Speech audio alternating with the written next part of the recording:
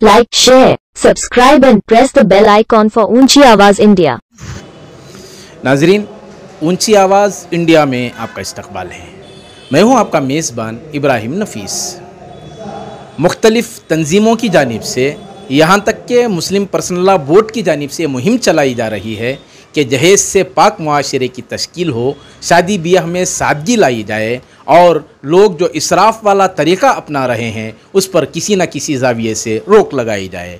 लेकिन शादी के बाद जो घरेलू तशद्दुद बरता जा रहा है और 6 महीनों में, 8 महीनों में, साल में तलाक खुले तक की नौबत आ रही है, इसकी रोकथाम के सिलसिले में कुछ फ़ाल अफराद ने एक मुहिम चलाने का फ़ैसला लिया है। इस खुसूस में आज एक मुशावरती नशिस्त का इनकाद हुआ जिसकी सरपरस्ती कर रहे हैं मौलाना मोहम्मद हनीफ़ अफसर अजीज़ी। इस मुशावरती नशिस्त में हज़रत मौलाना मुफ्ती इफ्तिखार अहमद कासमी जो सदर हैं जमीयतुल उलमा कर्नाटक के, वो भी शरीक रहे। चलिए जानते हैं क्या खाके हैं और क्या मंसूबे बनाए जा रहे हैं और इस सिलसिले में क्या इक़दामात अपनाए जाते हैं। जानते हैं मुफ्ती इफ्तिखार अहमद कासमी से।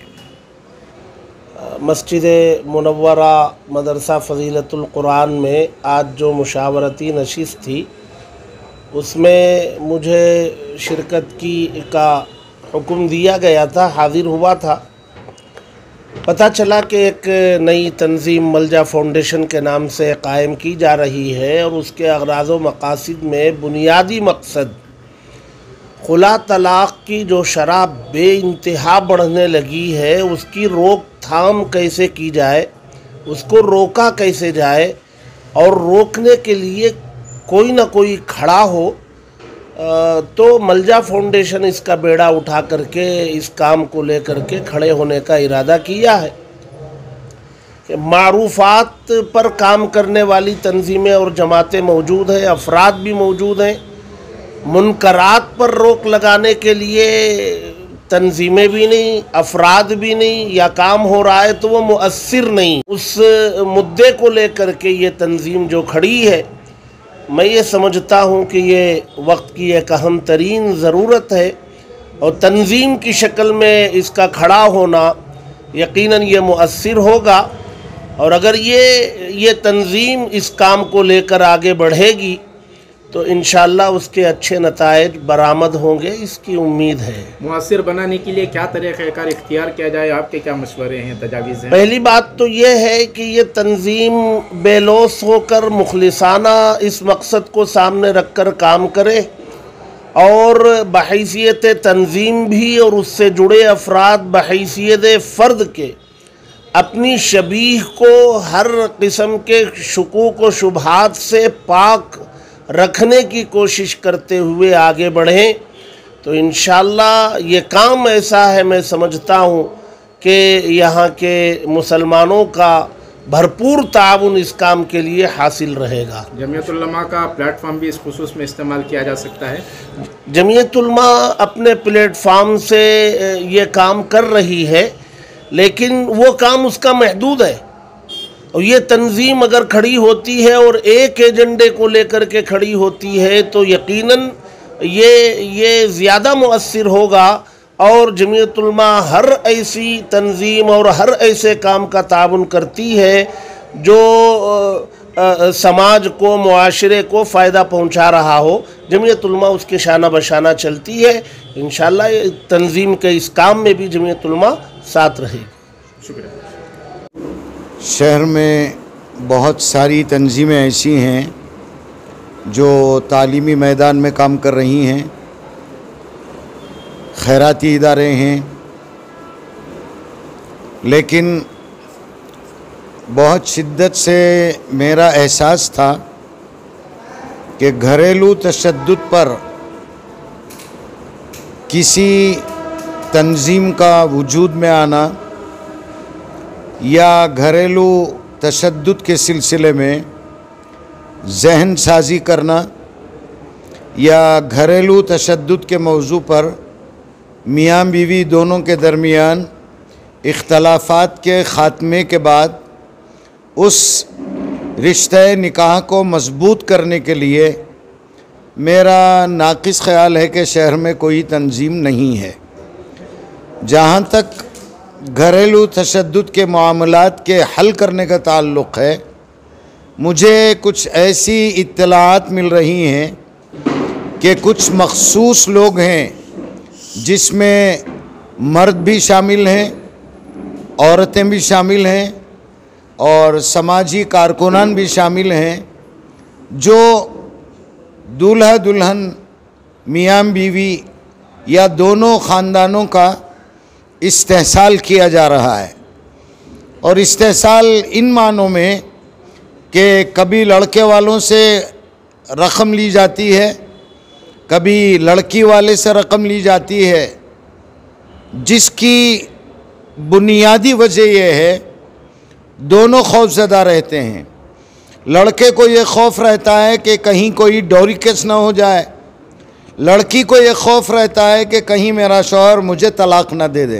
या हमारे समाज की बहुत सारी बेटियां हैं कि वो अपने शौहर को भी संभाल रही हैं, ससुराल को भी संभाल रही हैं, मायके को भी संभाल रही हैं और इज़्दिवाजी ज़िंदगी का पूरा लुत्फ़ ले रही हैं, सुकून मिल रहा है।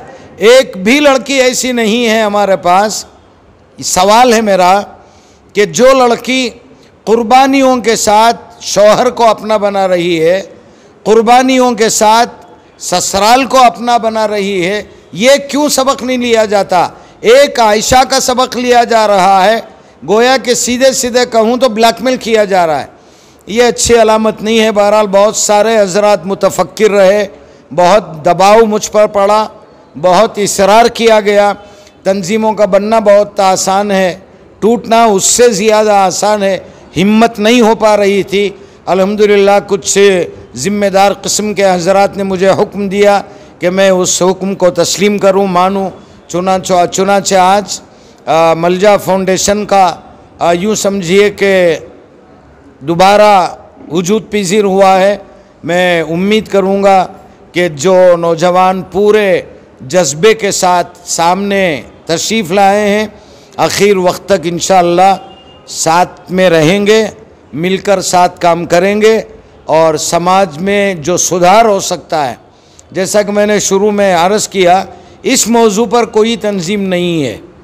तो घरेलू तशद्दुद का ख़ात्मा, उसके लिए क्या क्या लाई है, अमल बनाना है, किस तरह दस्तूरुल अमर तरतीब दिया जाए, नए दूल्हा दुल्हन की किस तरह जहन साजी की जाए, इस सिलसिले में हमारे पास माशाअल्लाह नौजवान नस्ल के दानिश्वर भी हैं, मुफक्किर भी हैं, दूर अंदेशी से देखने वाले नौजवान उलमा, समाजी कारकुनान, मोतबर सहाफ़ती ज़िम्मेदारी अदा करने वाली शख्सियात हमारे सामने हैं।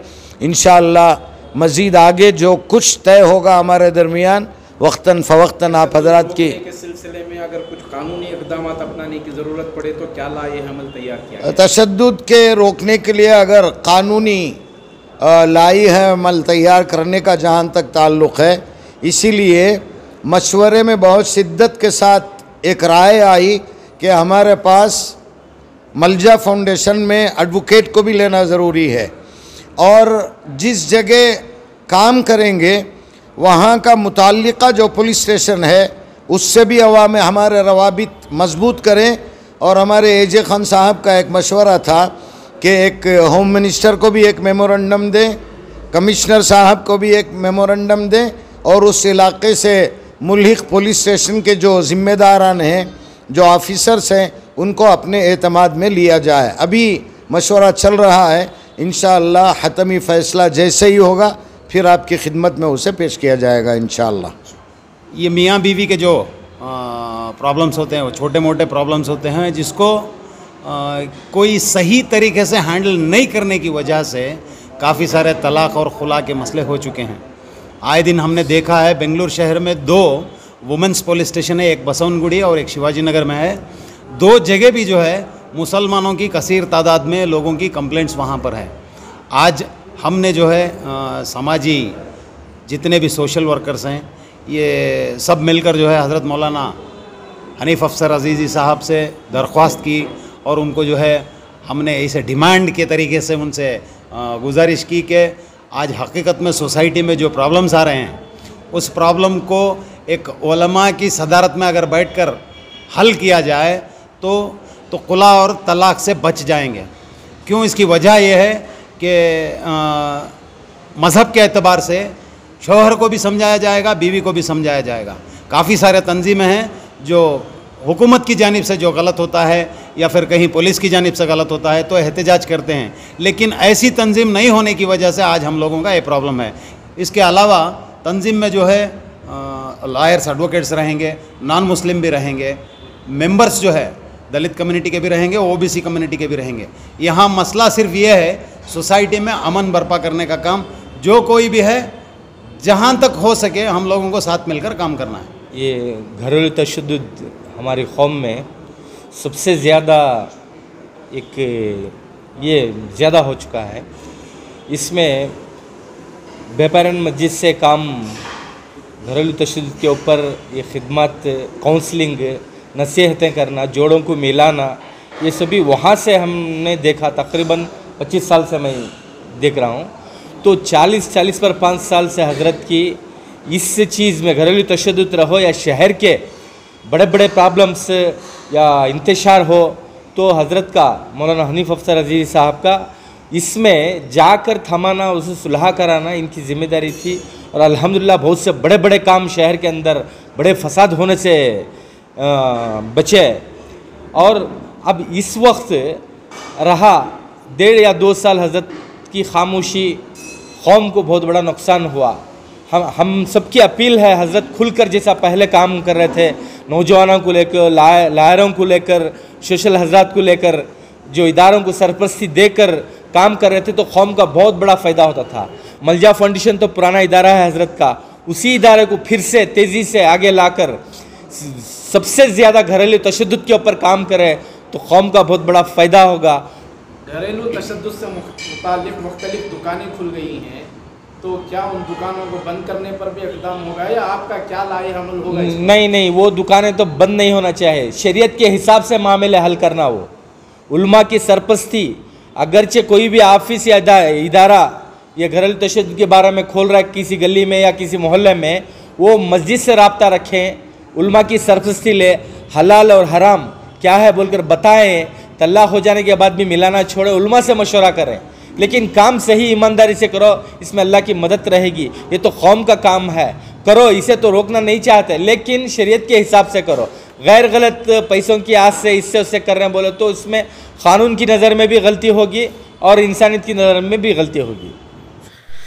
नाजरीन, हमारी ये रिपोर्ट आपको कैसी लगी हमें ज़रूर इत्तला करें, और अभी तक आपने हमारा चैनल सब्सक्राइब नहीं किया है तो सब्सक्राइब कर लें और नीचे घंटी के बटन को दबाएं ताकि हर नोटिफिकेशन आप तक बराबर पहुंचे। शुक्रिया।